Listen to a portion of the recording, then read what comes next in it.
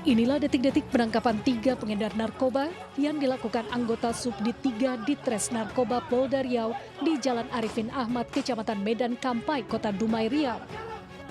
Dalam penyergapan, polisi terpaksa melepaskan tembakan ke udara agar pelaku tidak kabur dengan mobil yang dikendarinya. Ketiga pengedar yakni YL, NA, dan AR tak berkutik saat dibekuk polisi. Dari penggeledahan, polisi mengamankan 1 buah tas hitam berisi 5 bungkus paket sabu seberat 5 kg dan 4 bungkus plastik pil ekstasi sebanyak 20.000 butir. Selain ketiga tersangka, polisi juga menangkap 2 orang tersangka lainnya, yakni DS dan DW di Kota Palembang, Sumatera Selatan. Dari 5 tersangka yang ditangkap, 3 diamankan setelah mengambil narkoba yang baru turun dari kapal di Pelabuhan Pelintung, Kota Dumai. Sementara 2 tersangka lainnya sebagai penerima ditangkap di Kota Palembang, Sumatera Selatan. Seluruh tersangka kini ditahan di Mapolda Riau dijerat undang-undang narkotika dengan ancaman hukuman mati atau 20 tahun penjara. Dari Pekanbaru Riau, Indra Yosrizal, iNews melaporkan. Penangkapan 2 orang pelaku perampasan handphone milik pelajar yang sedang duduk di tepi jalan dekat rumahnya di kawasan Lubuk Buaya, Koto Tangah, Kota Padang, Sumatera Barat ini dramatis. Sejumlah petugas kepolisian dari tim Klewang Satreskrim Polresta Padang terlibat aksi kejar-kejaran dengan pelaku yang berusaha kabur ke jalan raya di daerah Tarandam, Padang Timur, Kota Padang. Pelaku pun tak berkutik setelah dibekuk petugas. Pelaku yang bernama Pajar dan Abel ini merupakan residivis jamret dan pencurian yang selama ini menjadi target operasi polisi. Setelah diamankan, pelaku pun mengakui semua perbuatannya dan diboyong ke Mapolresta Padang guna menjalani proses hukum lebih lanjut. Kita jajaran tim Klewang telah berhasil mengamankan pelaku pencurian handphone atau kopak-kopak rumah yang sudah kita pantau beberapa waktu yang lalu. Dan alhamdulillah untuk si pelaku tadi sudah kita amankan di seputaran Tarandam. Pelaku sempat melarikan diri dan kejar-kejaran dengan tim kita. Namun untuk tim kita alhamdulillah dan si pelaku bisa kita amankan. Atas perbuatannya tersangka dijerat dengan pasal 372 KUHP tentang pencurian dengan ancaman hukuman maksimal 5 tahun penjara. Dari Padang, Sumatera Barat, Budi Sunandar, iNews melaporkan. Pemirsa, tim SAR Pangkal Pinang, Bangka Belitung mengevakuasi 13 orang penumpang kapal nelayan di perairan Rebo, Sungai Liat, Bangka. Mereka dievakuasi akibat kapal yang ditumpangi mengalami mati mesin.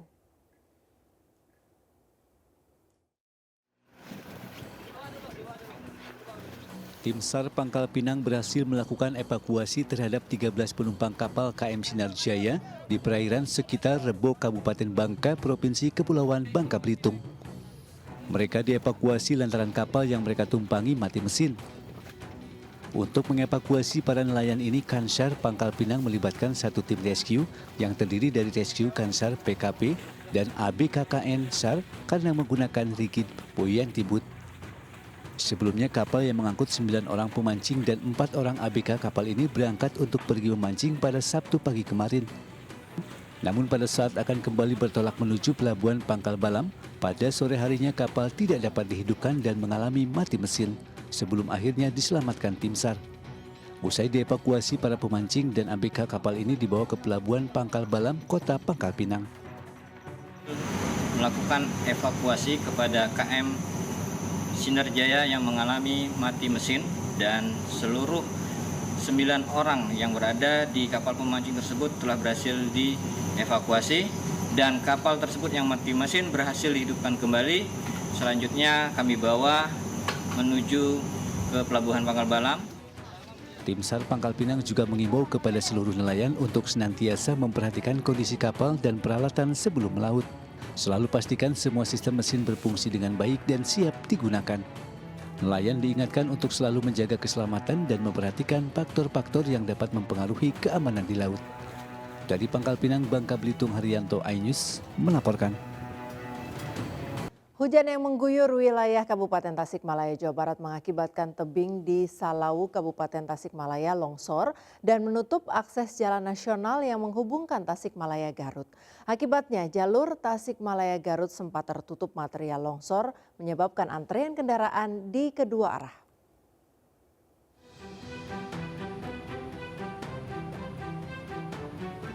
Tebing setinggi 11 meter longsor menutup jalan Tasikmalaya Garut, tepatnya di Kampung Mekarjaya, Desa Kutawaringin, Kecamatan Salawu, Kabupaten Tasikmalaya, Jawa Barat, Minggu pagi. Longsor yang menutup akses jalan penghubung Kabupaten Tasikmalaya dengan Kabupaten Garut ini terjadi setelah hujan deras mengguyur sejak hari Sabtu.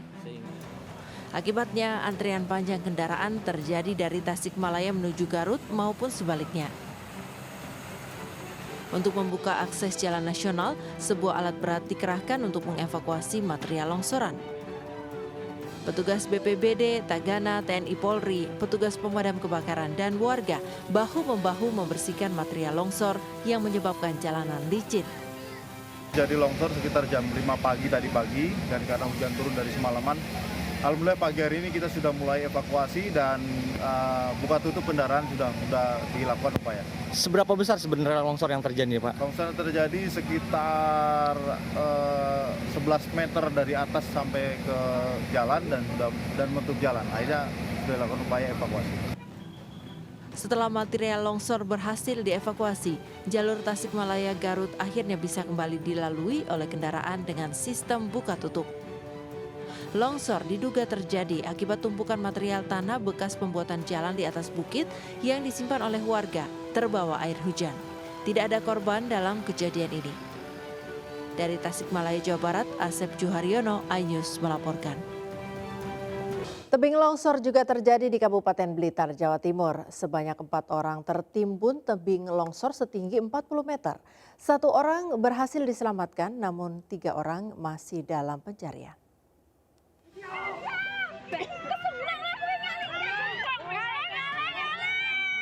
Inilah video rekaman amatir detik-detik tanah longsor kedua di Desa Bumirejo, Kecamatan Kesamben, Kabupaten Blitar. Tebing setinggi 40 meter menimpa kandang ayam milik Gunawan saat panen ayam. Sebanyak 4 orang yang ada di sekitaran lokasi, 1 orang berhasil diselamatkan warga, 3 orang masih tertimbun.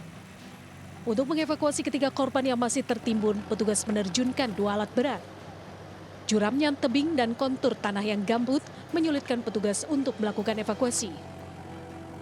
Ketiga korban yang masih tertimbun yakni Gunawan pemilik kandang, Jarianto dan Mugiono yang bekerja sebagai anak kandang, dan 1 korban yang selamat, Anto, yang juga bekerja sebagai anak kandang.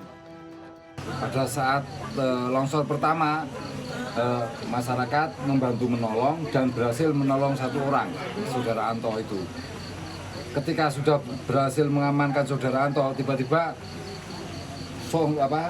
susulan yang kedua, longsor yang kedua, dan sudah tidak bisa dicari karena tertimbun. Dikhawatirkan ada longsor susulan, untuk manual kita hentikan, kita menggunakan alat ekskavator. Tanah yang gembur dan tidak berkurangnya pohon tegakan membuat tanah mudah longsor. Dikhawatirkan tanah longsor susulan yang dapat terjadi sewaktu-waktu. Dari Blitar, Jawa Timur, Robi Ridwan, iNews melaporkan. Puluhan pelajar, anggota geng motor, dan ormas pemuda yang terlibat tawuran kocar-kacir saat ditangkap unit Reskrim Polsek Sunggal. Sejumlah pelaku yang mencoba kabur nekat melompat ke parit. Dalam patroli ini, 10 orang pelaku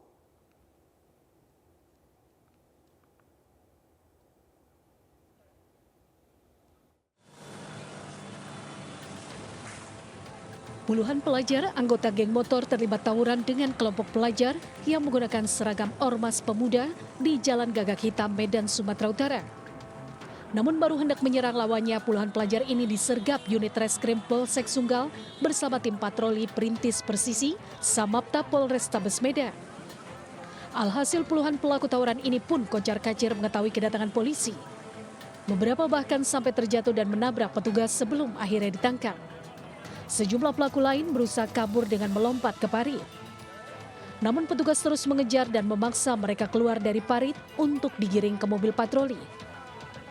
Dalam patroli ini, petugas mengamankan 10 orang pelaku tawuran dengan 7 orang masih di bawah umur.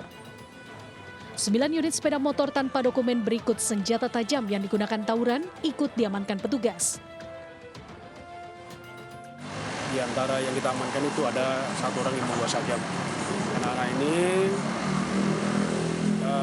pada saat melakukan tawuran yang menggunakan uniform salah satu OKP. Seluruh anggota geng motor yang terjaring patroli diamankan di Mapolsek Sunggal untuk proses lebih lanjut. Dari Medan, Sumatera Utara, Ahmad Ridwan Nasution, iNews melaporkan. Pemirsa, kasus penculikan terhadap balita berusia 4 tahun di Johar Baru, Jakarta Pusat berakhir damai. Pelaku penculikan yang tak lain merupakan ibu kandung korban mengaku sengaja membawa kabur buah hatinya karena tidak pernah diizinkan bertemu. Sambil menggendong Kaisar Melpiano Alvaro, Dian Nopianti, ibu muda pelaku penculikan terhadap buah hatinya sendiri, Minggu dini hari mendatangi Polres Metro Jakarta Pusat. Selain Nopi, Ripo, mantan suaminya juga turut hadir di hadapan petugas. Dimediasi oleh Kasat Reskrim Polres Metro Jakarta Pusat AKBP Chandra Mata Rohansyah, kedua belah pihak yang bersengketa atas putra ketiga mereka akhirnya sepakat berdamai. Dalam perjanjian damai tersebut disepakati jika selama hari kerja, balita Kaisar tinggal oleh ayah kandungnya. Dan saat akhir pekan tinggal bersama ibu kandungnya.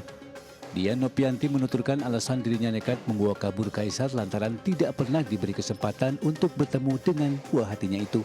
Keinginannya untuk merawat Kaisar semakin kuat setelah mendapat informasi dari beberapa tetangga jika putranya selama ini hanya ditelantarkan oleh ayah kandung dan ibu tirinya. Ya kalau aku sih maunya sih ke aku, cuman aku juga nggak mau egois kayak dia, samanya dong aku kosmetik apa-apa kalau misalnya juga mau bawa nginep, bawa ini ya nggak apa-apa, cuma jangan dipersulit akunya gitu loh. Selain Kaisar, Nopi dan Ripo yang pernah menjalin bahtera rumah tangga selama 8 tahun juga memiliki 2 anak lainnya yang kini juga tinggal bersama sang ayah. Nopi yang mengaku kerap mengalami KDRT, akhirnya memilih mengajukan gugatan cerai ke Pengadilan Agama pada 2021 lalu. Dari Jakarta Pusat, Rani Sun Sanjaya, iNews melaporkan. Viral di media sosial, pemirsa, seorang wisatawan terlibat adu mulut dengan pecalang. Wisatawan ini ingin menerobos masuk ke areal suci Pura Besakih. Padahal areal suci tersebut hanya boleh dimasuki oleh orang yang ingin bersembahyang.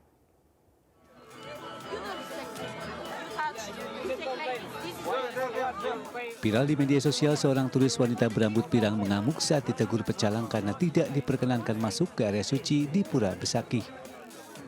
Tampak juga dalam video seorang pria berpakaian adat Bali yang berkedudukan sebagai pecalang meminta perempuan asing itu untuk respek terhadap umat Hindu yang sedang beribadah. Aksi bule perempuan yang hendak menerobos masuk ke area suci di Pura Besakih sontak menuai pro kontra dari warganet.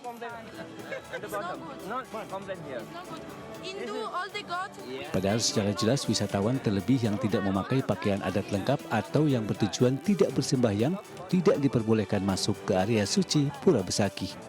Terkait kondisi tersebut, Badan Pengelola Kawasan Suci Pura Besakih menerangkan hanya umat Hindu dengan pakaian adat sembahyang lengkap dengan sarana persembahyangan yang boleh masuk ke area suci.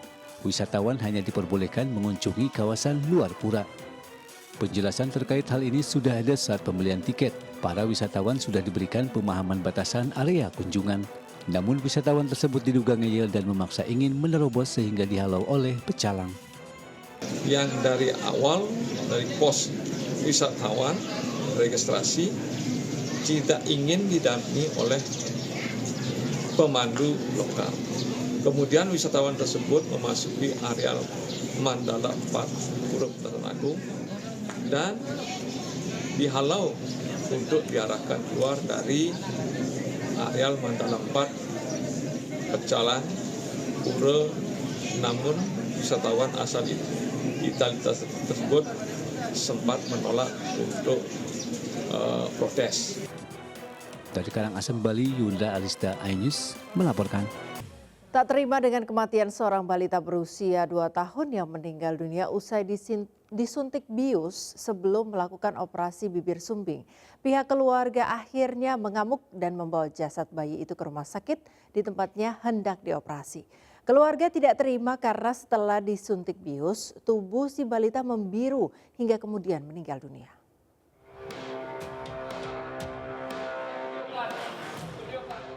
Dalam video amatir terlihat keluarga pasien mengamuk dengan membawa jasad balita dalam keranda mobil ambulan di Rumah Sakit Mitra Sejati Medan sebelum jenazah dimakamkan.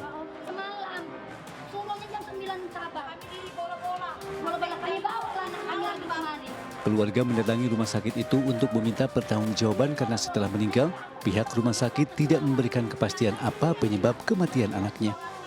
Keluarga menduga ada dugaan kecerobohan yang dilakukan dokter atau tenaga medis yang menangani balita sebelum operasi, hingga menyebabkan balita tersebut meninggal dunia. Karena tidak ditanggapi keluarga pasien yang mengamuk meninggalkan rumah sakit itu dan memakamkannya. Sebelumnya, Ataraska Kenji Hamijan, balita usia 2 tahun meninggal dunia di Rumah Sakit Mitra Sejati Medan pada Jumat sore saat hendak dilakukannya operasi bibir sumbing. Orang tua balita Rika Lidiawati mengaku tidak terima dengan pihak rumah sakit karena saat datang ke rumah sakit kondisi anaknya dalam kondisi sehat. Namun saat hendak menjalani operasi bibir sumbing, bius yang disuntikan dokter atau tenaga medis di rumah sakit itu pada anak bungsunya membuat tubuh balita membiru, hingga akhirnya meninggal dunia. Keluarga menduga Kenji mengalami gangguan pada paru-paru dan jantung akibat suntikan bius tersebut. Anak saya dalam keadaan sehat. Jadi kan sebelum operasi itu kan ada cek darah, cek paru-paru semua kan. Hasilnya nggak ada bermasalah, itulah makanya dilakukan operasi. Terus itu dibius dia, pernah bius tidur. Keluarga berencana akan melaporkan pihak rumah sakit ke polisi atas dugaan adanya malpraktek. Sementara pihak rumah sakit hingga kini belum bersedia memberikan penjelasan terkait persoalan tersebut. Dari Medan, Said Ilham, iNews melaporkan. Aksi pencurian hewan ternak kembali terjadi di kawasan Kalibaru, Kota Depok, Jawa Barat. Dalam aksinya, pelaku menyembelih dan membawa daging 7 ekor domba betina dan meninggalkan isi perut domba di dalam kandang. Aksi pencurian hewan ternak masih terus terjadi di Kota Depok hingga meresahkan para peternak. Dalam rekaman CCTV di sebuah peternakan domba di kawasan Kalibaru, Cilodong, Depok, terlihat pelaku berjumlah lebih dari 2 orang. Pemilik domba mengaku sempat mendengar suara domba, namun mengira itu suara domba yang hendak melahirkan. Sesaat setelah pemilik kemudian mendatangi kandang dan menemukan isi perut domba yang sudah menggantung di sisi kandang. Total domba yang dipotong dan dieksekusi, diambil jeroannya juga dibuang itu ada 7 ekor. Ada beberapa CCTV yang memang menangkap mereka ada lebih dari 2 orang. Diketahui sebanyak 7 ekor domba indukan yang tengah mengandung disembelih pelaku di dalam kandang. Dari 7 ekor domba yang disembelih, 3 ekor tidak sempat dibawa kabur pelaku. Akibat kejadian ini, peternak domba mengalami kerugian hingga belasan juta rupiah. Dari Depok, Jawa Barat, Iyung Rizky, iNews melaporkan. Sekelompok orang menyerang sebuah tempat kos di kawasan Komplek Inti Sakti Nagoya, Batam. 3 orang terluka dan sejumlah fasilitas milik kos-kosan rusak parah. Pelaku yang diduga berusia remaja masih dalam pengejaran polisi.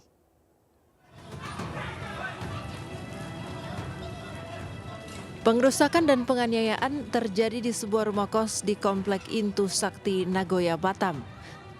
Selain merusak tempat kos, penyerang juga menyerang warga. Akibatnya 3 orang mengalami luka parah di bagian kepala.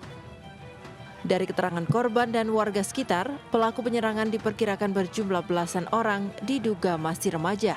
Sementara korban mengaku tidak mengetahui apa penyebab mereka dianiaya. CCTV dirusak, fingerprint dirusak, dan beberapa pintu jebol. Korban saat ini ada 3, 1 luka di kepala diduga kena benda tumpul di TKP pertama yaitu Simpang di daerah Inti Sakti. Yang kedua adalah korban dianiaya di depan kos-kosan karena dikejar dari TKP yang pertama. Salah satu korban mengaku saat kejadian dirinya baru saja mengantarkan temannya yang tinggal di sekitar lokasi. Saat melintasi sekelompok remaja yang sedang duduk, motor yang dikendarainya nyaris jatuh. Saat itulah tiba-tiba beberapa orang mendatangi mereka dan langsung melakukan penganiayaan. Karena jumlah pelaku makin banyak, korban dan rekannya yang sudah dalam kondisi terluka berlari mencari pertolongan ke tempat kos temannya. Pelaku yang mengejar korban hingga ke tempat kos juga merusak tempat kos. 1 korban mengalami luka di bagian kepala akibat pukulan benda tumpul.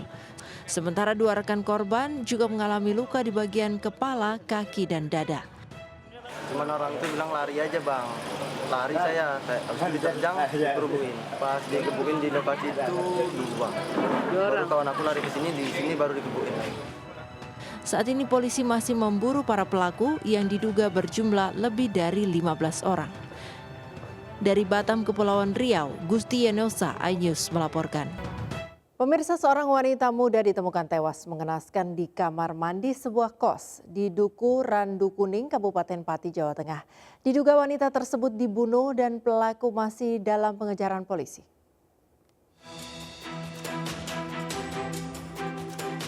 Warga Duku Randu Kuning, Kabupaten Pati, Jawa Tengah digegerkan dengan adanya penemuan jasad seorang wanita di kamar mandi sebuah kos. Diduga wanita tersebut mengalami penganiayaan dan kekerasan. Pada jasad korban ditemukan luka tusukan dengan senjata tajam. Korban bernama Yulaika. Berdasarkan foto yang beredar, korban mengalami luka pada bagian leher dan tidak mengenakan busana. Jasad korban kemudian dilakukan otopsi di Rumah Sakit Umum Suwondo Pati oleh tim forensik Polda Jateng. Menurut warga, sekitar pukul 22 waktu Indonesia Barat terdapat ramaian di kos tersebut. Dan diketahui jika ada seorang wanita yang terbunuh dengan luka tusukan di tubuhnya. Tapi yang jelas itu pembunuhan, kemungkinan sudah meninggal di TKP. Korban laki-laki atau perempuan? Perempuan. Ya. Dia penghuni kos-kosan apa? Iya, penghuni kos ini. Tapi namanya saya kurang tahu. Kira-kira rame-rame itu jam berapa, Pak? Katanya sih saat kejadian sekitar antara jam 8:30 jam 9. Tapi pas ramenya sekitar jam 11-an. Polisi hingga saat ini belum memberikan keterangan resmi terkait peristiwa tersebut. Namun tempat kejadian perkara telah diberikan polisi lain untuk kepentingan penyelidikan. Dari Pati, Jawa Tengah, Lazarus Sandi, iNews melaporkan. Pemirsa, sengketa lahan seluas 10 hektar di Kabupaten Kota Waringin Barat, Kalimantan Tengah, pihak ahli waris memasang pagar kawat berduri di sekitar lokasi. Hal ini dilakukan lantaran pihak ahli waris bersikukuh bahwa tanah tersebut milik mereka. Padahal dalam persidangan tanah tersebut milik Pemkab Kota Waringin Barat.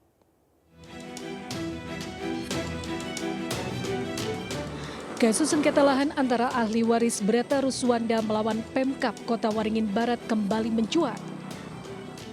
Pasalnya pihak ahli waris kembali memasang kawat berduri di Jalan Rambutan, Kelurahan Baru, Kabupaten Kota Waringin Barat, lokasi lahan sengketa yang sebelumnya pernah dipasang kawat berduri. Diketahui awalnya pada tahun 1970 tanah tersebut milik Kerajaan Kota Waringin karena ahli waris yang saat itu menjadi Kepala Dinas Pertanian dan sukses melakukan penanaman padi di lokasi, pihak kerajaan akhirnya memberikan tanah tersebut ke ahli waris Breta Ruswanda serta diberikan surat keterangan tanah atau SKT di tahun 1973. Kenapa kita suruh? Ya harus dipagar dong, supaya tanah ini seolah-olah tidak bertuan. Makanya semua ahli waris membagar ini supaya nanti jangan ada orang-orang jahat yang mengklaim karena tidak dikelola dikatakan menjadi tanahnya gitu loh. Apalagi mafia-mafia.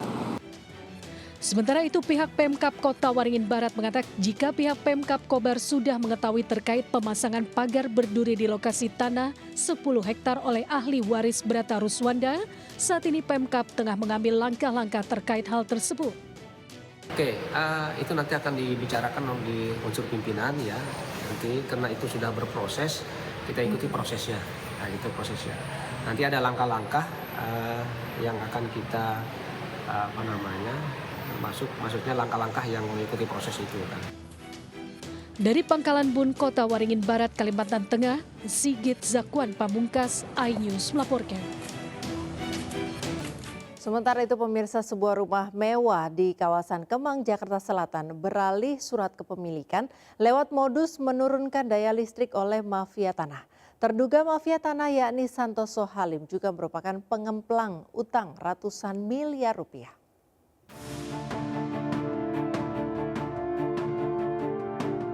Mantan diplomat Johan Effendi menjadi korban mafia tanah.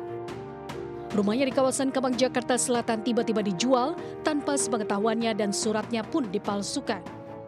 Semua berawal pada tahun 2016 saat pria bernama Husin Ali Muhammad menyewa rumah milik Johan Effendi. Lalu dengan modus ingin menurunkan daya listrik, Husin meminjam sertifikat hak milik rumah korban. Untuk meyakinkan korban, Husin juga membawa petugas PLN gadungan. Ya, dipinjam lagi aslinya dengan alasan bahwa petugas PLN harus melihat aslinya. Harus melihat. Untuk menurunkan itu katanya salah satu prosedurnya harus melihat aslinya.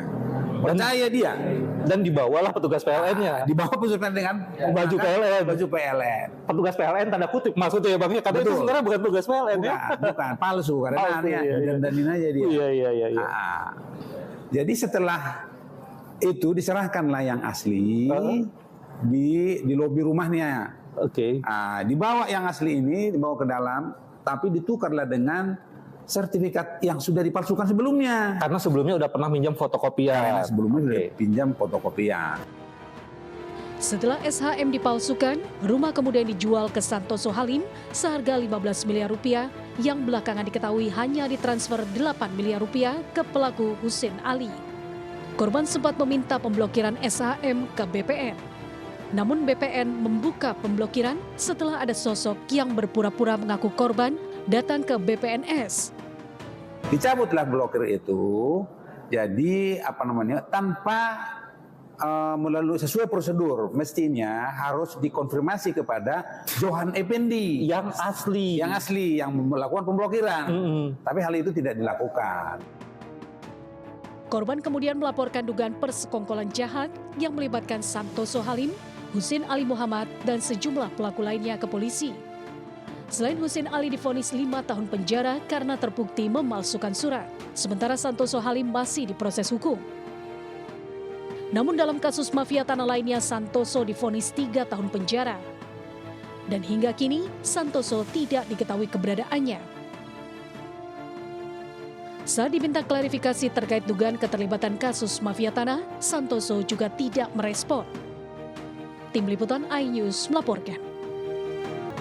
Kita beralih ke informasi lain, pemirsa. Memperingati Hari Bayangkara ke-78, Polresta Malang Kota melakukan gerakan bedah rumah bagi rumah yang tidak layak huni. Pengerjaan bedah rumah dilakukan oleh taruna-taruni Akpol sebagai bentuk kedekatan dengan masyarakat. Selain itu, di Sidoarjo memperingati Hari Bayangkara, ratusan anggota polisi melakukan penghijauan penanaman pohon 1.500 pohon.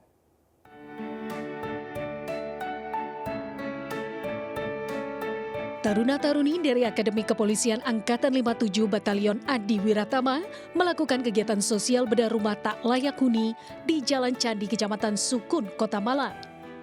Bedah rumah ini merupakan rangkaian kegiatan memperingati Hari Bayangkara ke-78 pada 1 Juli ini. Menariknya, bedah rumah dikerjakan taruna dan taruni yang tengah magang di Polresta Malang Kota.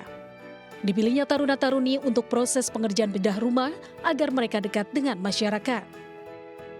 Saya senang, terharu, saya betul-betul terima kasih banyak.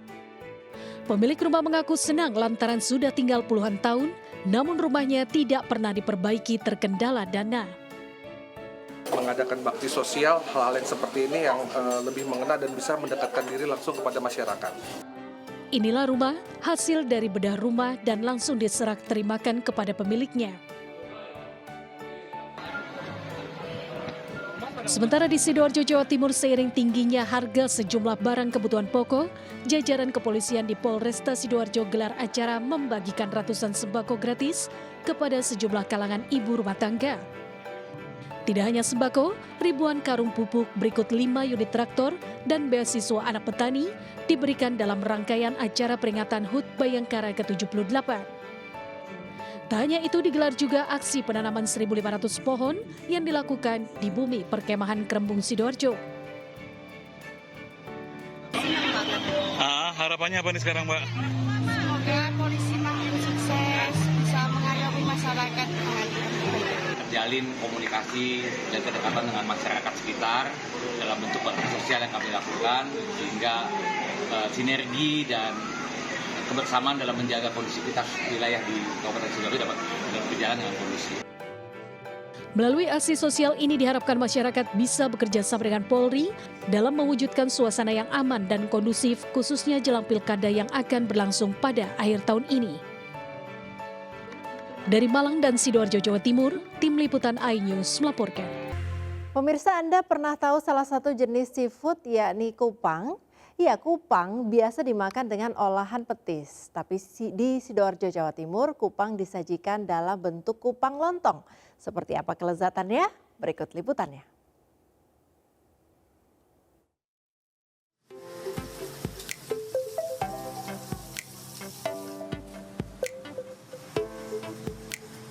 Ya, siapa yang tak kenal kupang? Hasil laut berbentuk seperti kupang kecil ini merupakan makanan khas Sidoarjo yang biasa dimasak menjadi lontong kupang. Seiring berjalannya waktu, sebuah kedai makanan menyajikan kuliner kupang dalam bentuk gami kupang, sajian kupang yang diolah dengan sambal gami khas Bontang, Kalimantan Timur. Disajikan dengan cobek bakar, kuliner gami kupang ini banyak dicari pecinta kuliner seafood di Sidoarjo. Selain berbahan baku kupang, kuliner gami kupang ini berbahan baku cabai, bawang putih, bawang merah, terasi, dan tomat, serta minyak yang akan digunakan untuk sambal gami. Proses pengolahannya sangat mudah, pemirsa.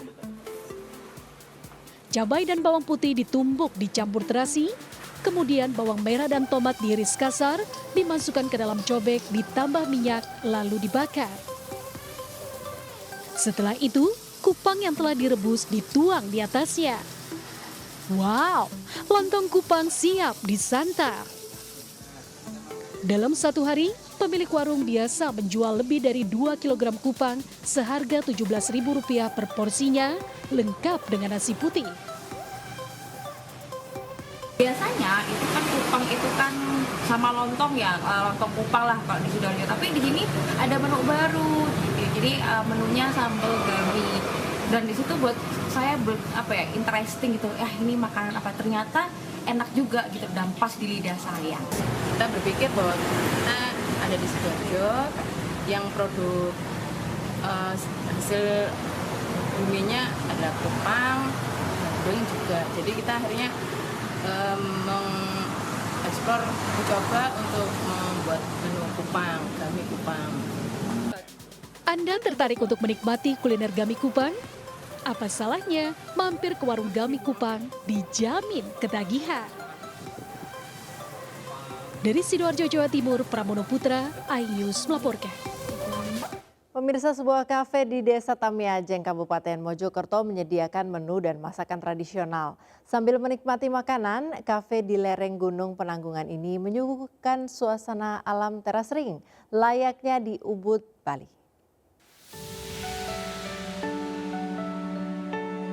Suasana akhir pekan. Yuk ikut kami menikmati pemandangan indah yang ada di lereng Gunung Penanggungan yang ada di Kecamatan Trawas, Kabupaten Mojokerto. Untuk melengkapi indahnya pemandangan, masakan tradisional bisa jadi pilihan unik untuk memperkuat nuansa pedesaan. Seperti di salah satu kedai yang ada di Desa Tamiajeng, Kecamatan Trawas ini.